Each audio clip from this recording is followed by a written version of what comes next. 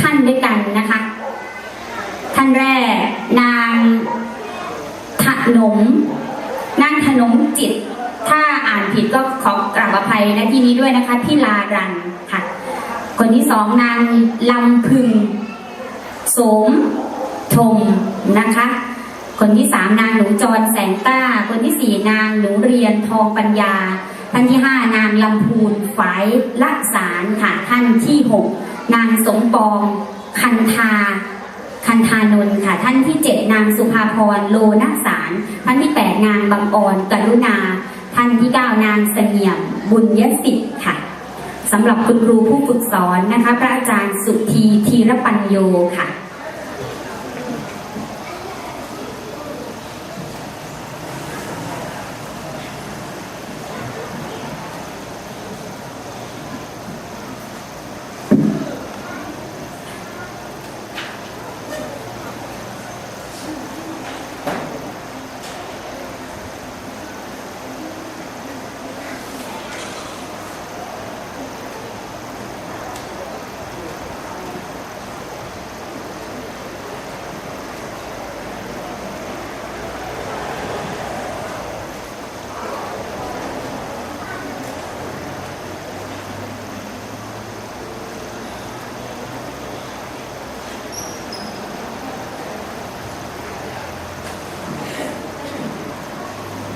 พี่น้องเอ๋ยเสียงสรพันมาอ่อนเบาเป็นกลอนพ่อหิมวนขอเชิญชวนพี่น้องมาล้องบางหิมรองขอบอกพวกเอ๋ยน้องพ่อแม่ทั้งหลายทั้งหญิงชายมาซอยกันสืบสานไว้อันใดดีกับข้องมันสรพันให้สืบต่อมูลมั่งของแม่พอผู้เพิ่นก่อสร้างไว้ไปนาอย่าให้สูญพี่น้องเอ๋ยกราบนมัสการพระคุณเจ้าทุกรูปทุกองค์และขอสวัสดีคณะกรรมการทุกท่านพร้อมด้วยพ่อแม่พี่น้องทุกคนพวกดิฉันคณะสรพันเสียงทองนองใหม่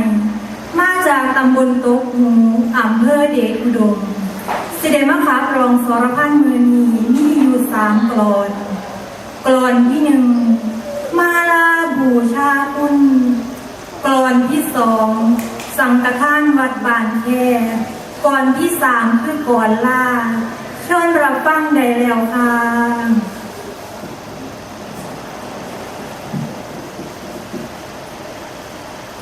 นะโมตัสสะภะคะวะ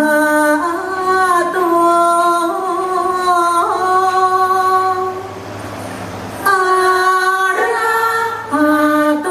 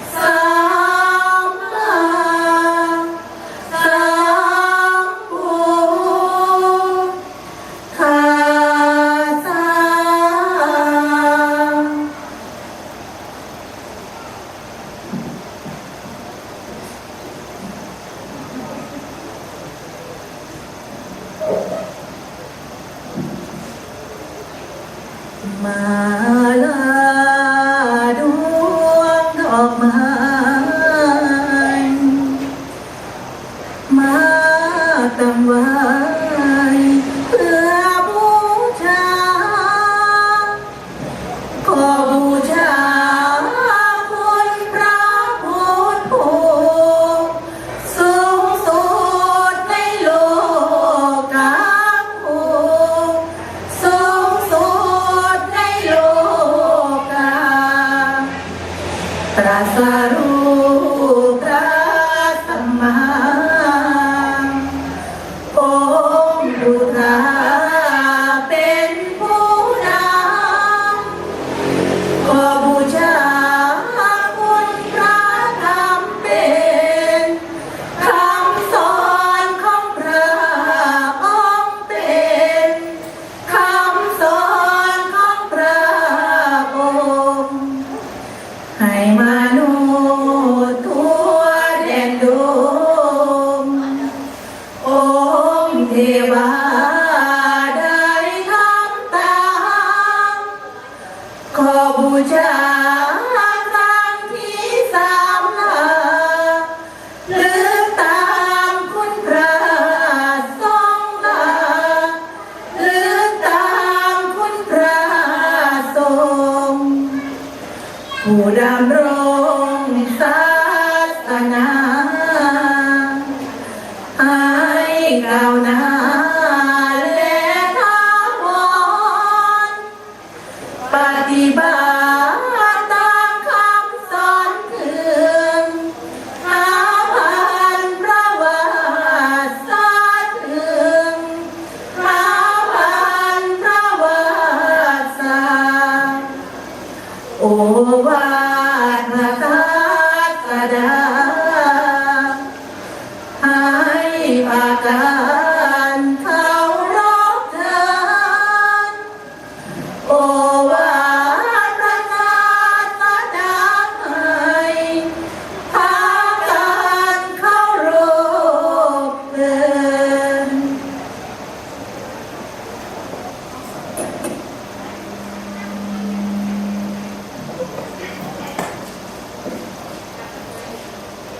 เชิญมากินเพื่อกินมันมาร่วมกันตั้งคาถานงานนี้มีมานานช่วยสืบสานกันเอาไว้ บุญสิ้นทั้งกินทานสุขสำราญเบิกบานใจวันบ้านแค่จัดใจทานน้ำลายได้กุศลขอกล่าวถึงบุญเมต ทานพิเศษของทุกคนครั้งพระองค์ทรงประชนตรัสถึงพรสังฆทานในพระไตรปิฎกจะสาธงยงหลักฐานเมื่อครั้งพุทธกาลพระองค์ท่านไม่รับพานจีวรทรงทอดถวายด้วยหัวใจใส่ศรัทธาของพระมาตุชาพระพระนางผู้งดงามกรุงกาบิลพานาวันนี้โปรดพารามเมื่อครั้งไกลถึงยามสองแนะนำถวายทรง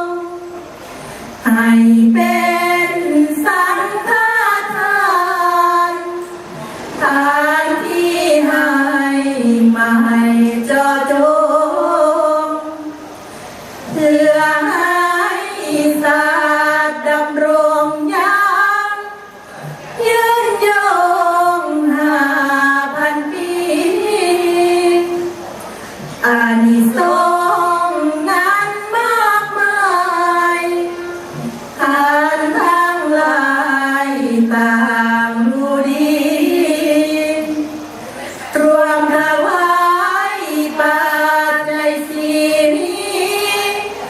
ความสุขตลอดกา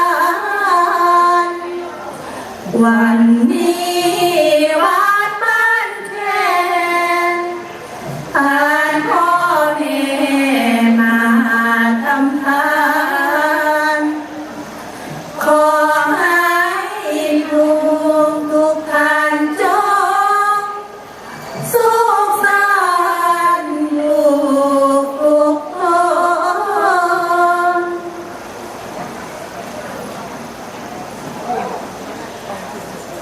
พวกดิฉันคณะสรพันเสียงทองน้องไม่บ้านอยู่ทางพ้นนวล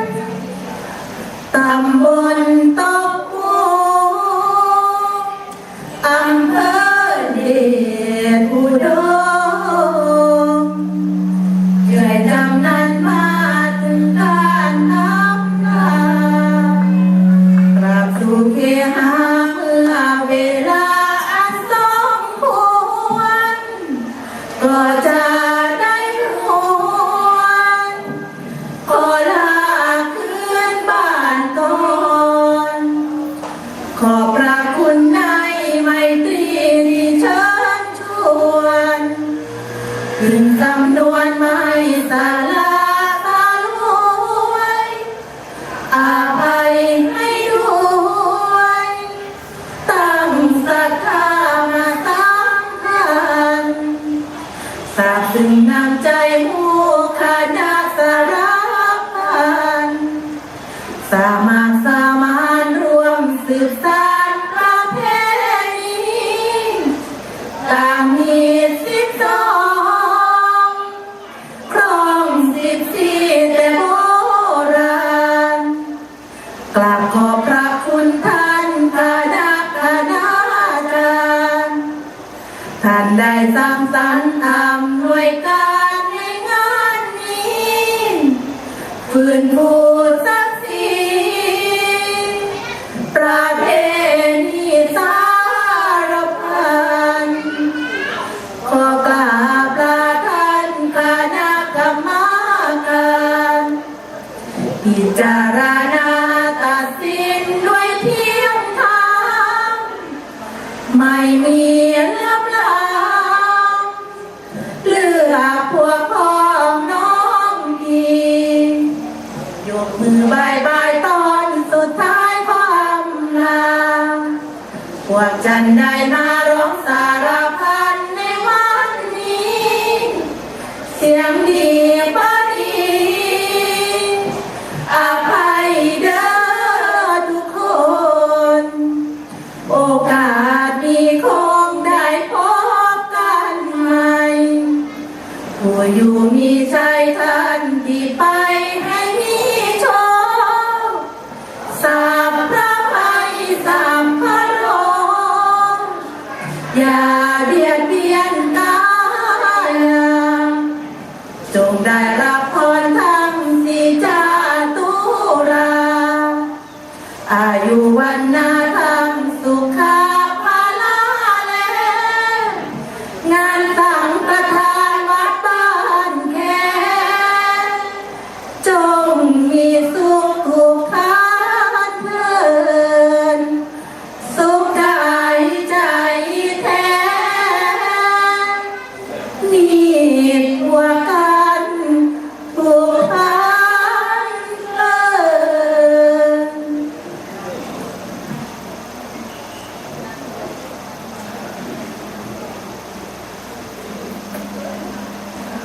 โอเคค่ะ ขอเสียงปรบมือนะคะให้กับคณะเสียงทองน้องใหม่จากตำบลตกหูอำเภอเดชอุดมนะคะ จากอำเภอเดชอุดม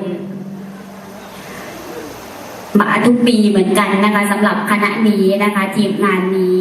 นะคะก็ ชาวบ้านแคตำบลกำขวางก็ขอยินดีต้อนรับกับทุกทีมทุกคณะนะคะที่ให้เกียรตินะคะมาร่วมประกวดสรพันยะนะคะเพื่อที่จะสืบสานประเพณีนะคะอนุรักษ์วัฒนธรรมอันดีงามของท้องถิ่นเรานะคะให้คงอยู่สืบต่อไปนะคะทีมต่อไปค่ะทีมที่3คณะที่3พร้อมหรือยังเอ่ยแน่เมืองที่สิเป็นคณะนี้เนาะค่ะเนาะยืนนี่นะคะคณะที่3นะคะมีชื่อว่าคณะฟ้าประธานพรนะคะสื่อม้วนแต่ละคณะนะคะคณะฟ้าประธานพรนะคะเดินทางมาไกลจากจังหวัดสุรินทร์นะคะจากจังหวัดสุรินทร์เลยทีเดียวนะคะขอเสียงปรบมือต้อนรับให้กับคณะฟ้าประธานพรค่ะ